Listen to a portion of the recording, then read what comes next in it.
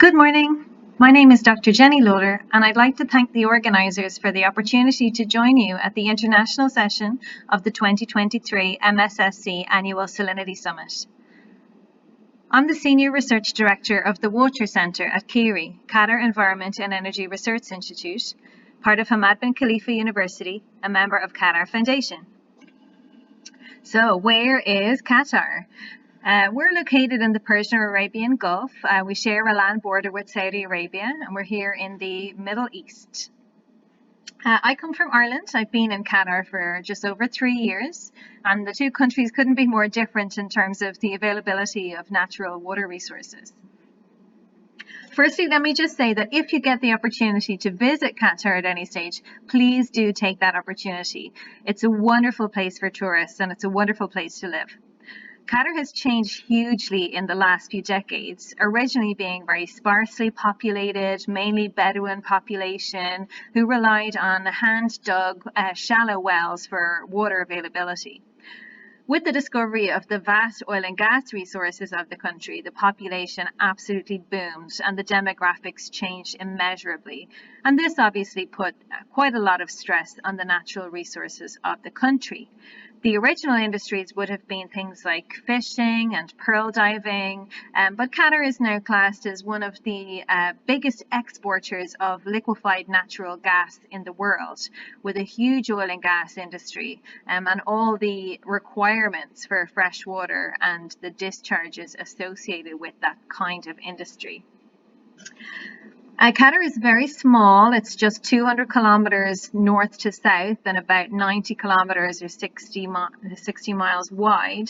And most of the population lives in the city of Doha, which is located on the east coast. And we're very fortunate, although it's completely a desert environment, we've got a lot of public parks, greenery, public amenities, water sports. We're very, very fortunate. Most of Qatar outside of the city looks like this. It's characterized by sandy, stony desert, and we have the inland sea between Saudi Arabia and Qatar. But it is very, very beautiful. So as I said, if you do get a chance to visit, please do take that chance.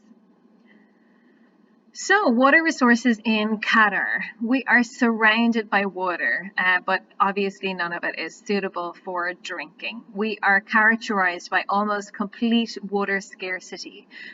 We're down towards the right-hand side of the figure there. Qatar has less than 100 meters cubed per person per year in terms of freshwater availability, and it's almost entirely reliant here on desalination to meet the needs for water for the country.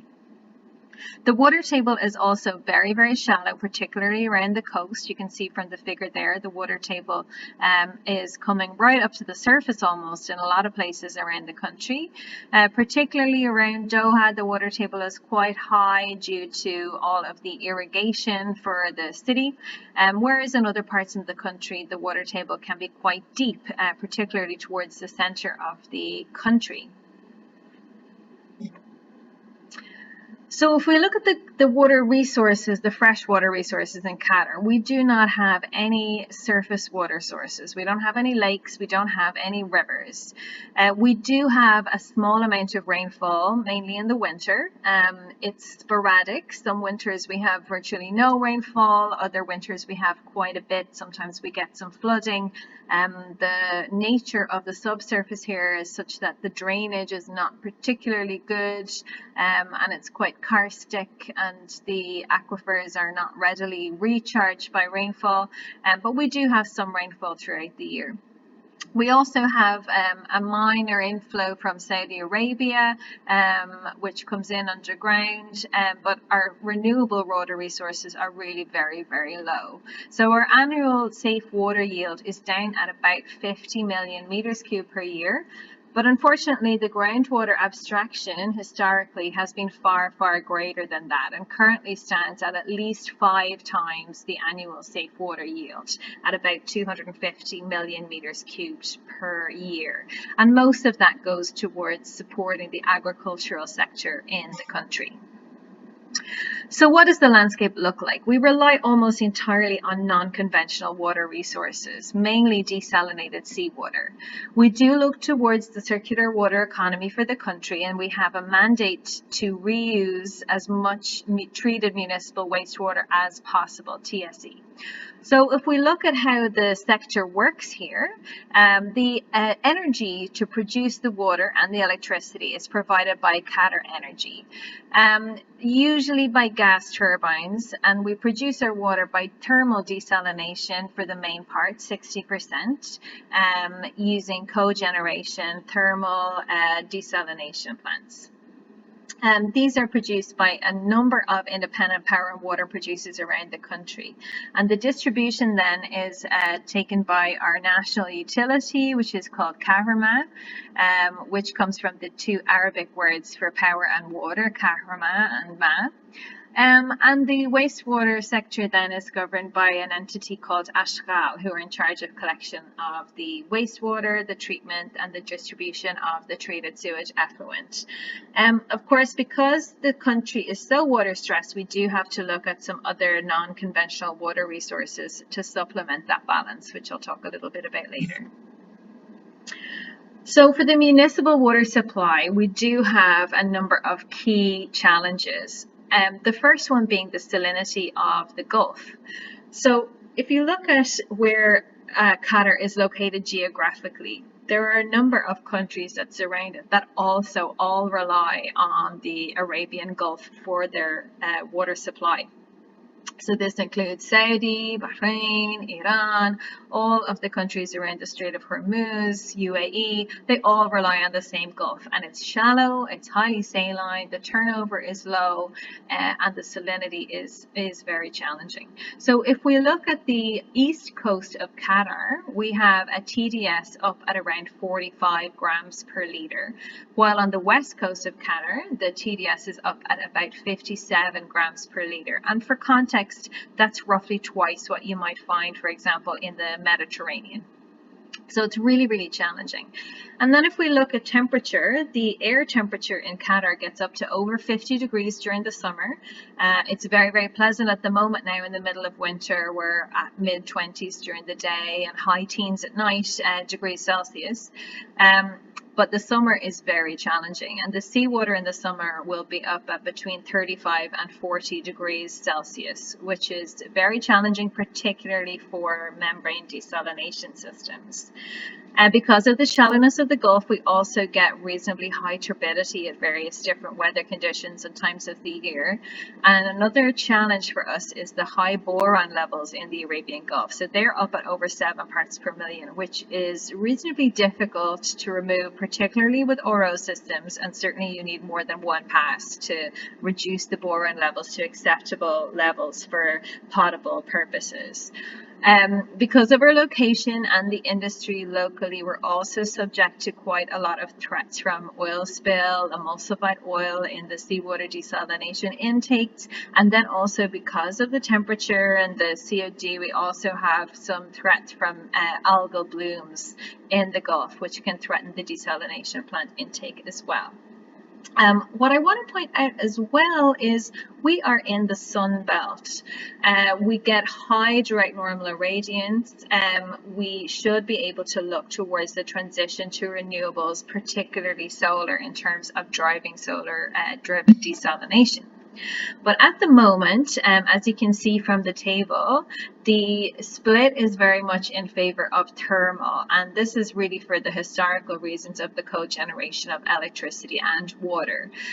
We have mainly reliance on multi-stage flash installations and the older installations, also multi-effect distillation, but the strategy for the country moving forward is to go towards reverse osmosis, partially because of the lower energy requirements, so down at around 5 kilowatts per meter cubed SEC, and also because of the proposed transition towards solar electricity in the country. So the newer plants that are being built and that are in the pipeline will all rely on RO, and we look at moving towards a more than 60% balance of RO seawater desalination in the country.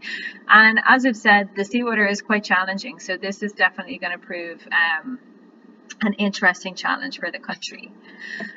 So one of the key things that we have to look at here in Qatar is actually our marine environment. So we rely on the Arabian Gulf for all of our potable water needs, but it also supports a fantastic array of marine biodiversity. So Qatar is home to some of the largest global populations of whale sharks and dugongs. And Qatar is proposing to implement marine protective areas around Qatar in the coming years to protect those populations. The dugong in particular are very reliant on sensitive ecosystems that exist around the coastline, including the seagrass forests. So the discharges from desalination plants can have a big impact on our biodiversity and our geosystem services and natural resources, including our coastal mangroves, our coral reefs, and our seagrass forests, on which a lot of our larger species rely. So the country would like to move away from what we have at the moment, which is about a 40 to 50% recovery ratio in our desalination plants. And the country's strategy is to move towards near zero liquid discharge to the marine environment. And that's going to require significant changes to the way that the industry operates here. As we look at changes in the transition to solar, Qatar has recently installed its first municipal solar field, an 800 megawatt PV plant that's located in Al Kharsa. So we do have some challenges related to that as well. Although we are in a high irradiance country, we have some issues. So one in particular is the soiling and dust. So the soiling and the dust deposition and cementation on the surfaces of PV panels are a massive challenge, and they require cleaning, constant cleaning, to maintain the efficiency of the panels. So this is definitely an issue. And then the air quality at times can be challenging here as well. And what that means is that we have a huge loss of diffuse normal irradiance. The country focuses really on installation of PV because it's more commercially available. The price point is better, but there has to be a space as well for concentrating solar power to avoid the issues associated with the operation of PV in the dark. So this is kind of the focus for the country going forward.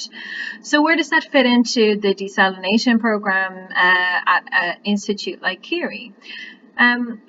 We aim to support the country in terms of the technology advancement in the area.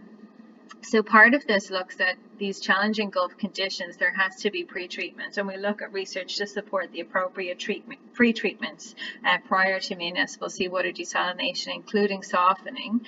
And we also look at supporting the move towards near zero liquid discharge. So part of this requires transition of technologies from lab and pilot scale towards larger commercial scale.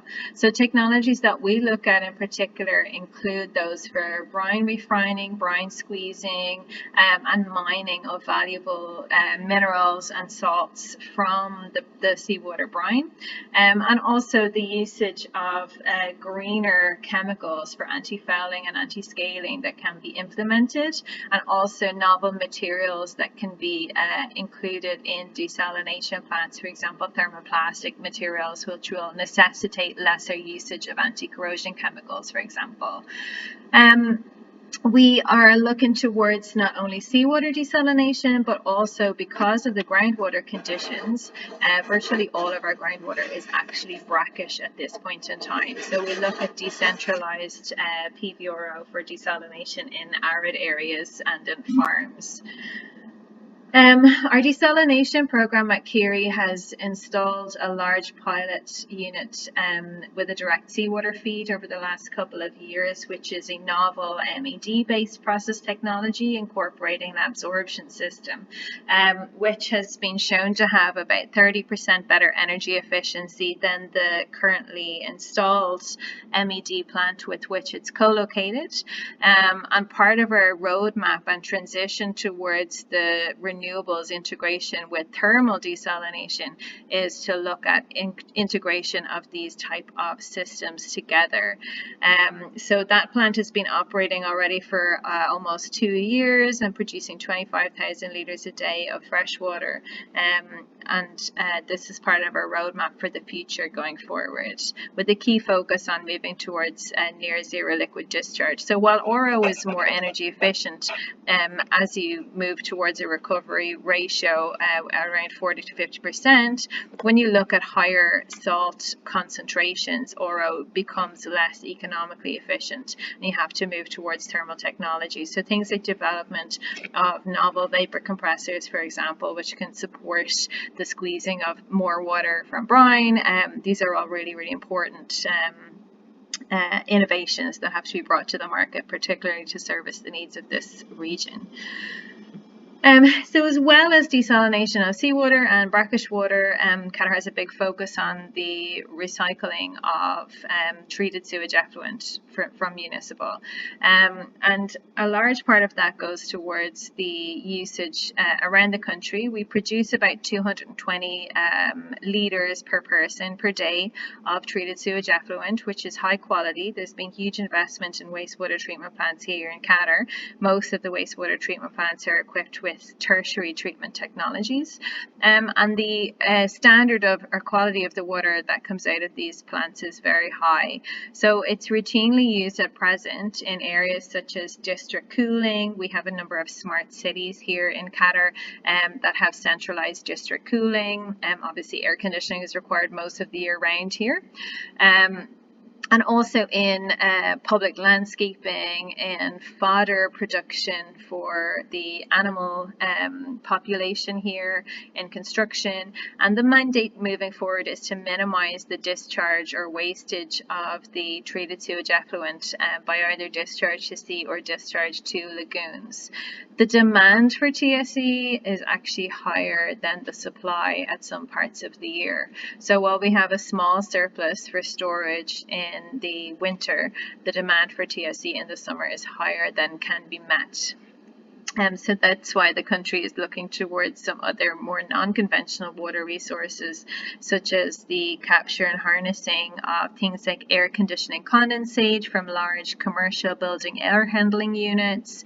At the moment, that water is typically going to the sewer or wasted. So looking at making the process more energy efficient by hyper-local treatment and local reuse, and also looking at the oil and gas industry. So a lot of, for example, processed and produced water at present, it goes for deep injection, with appropriate treatment. That type of water could be used to supplement the water balance for the country and thus to reduce the demand for potable water for non-potable uses for the country. One of the big challenges in Qatar is food security. Qatar was blockaded by its neighbours between 2017 and 2021. So whereas most of the food, dairy, had all been imported mainly through Saudi Arabia's land border or by sea, that was suddenly not possible when the borders closed. So Qatar had to virtually overnight implement a food sector in the country that hadn't existed previously. What that looked like was literally flying in herds of dairy and beef cows from other countries like the US and the Netherlands, and putting in the infrastructure to support that agriculture and that farming sector that hadn't existed previously, apart from small family farms which were dotted around the country. But as I said, the challenge here is the TDS of the groundwater. So given one data set there of one well, but we have seen wells around the country where the TDS is up at even 15,000 milligrams per litre. So it's very challenging, and most farms have had to implement their own small Oro unit. But again, a key issue here is brine management. So because the farms are decentralised, the brine is typically dumped to the ground, which is obviously not sustainable in the long run and contributes to higher salinity of the ground and desertification. And Qatar is already down at less than 2% arable land available in the country. The other thing that's very critical here is implementation of novel greenhouse designs. So the traditional greenhouse designs, which operate with a pad and fan type system, they require actually about 4 times more fresh water for cooling than the actual plants require for irrigation. So this is a really key area for research for the country going forward. So that's a very brief introduction to our water resources here in Qatar. I'd like to thank the organizers again for the invitation. Please feel free to take my details and don't hesitate to reach out with any questions, queries, comments, or just for a discussion. Thank you again and enjoy the rest of the conference.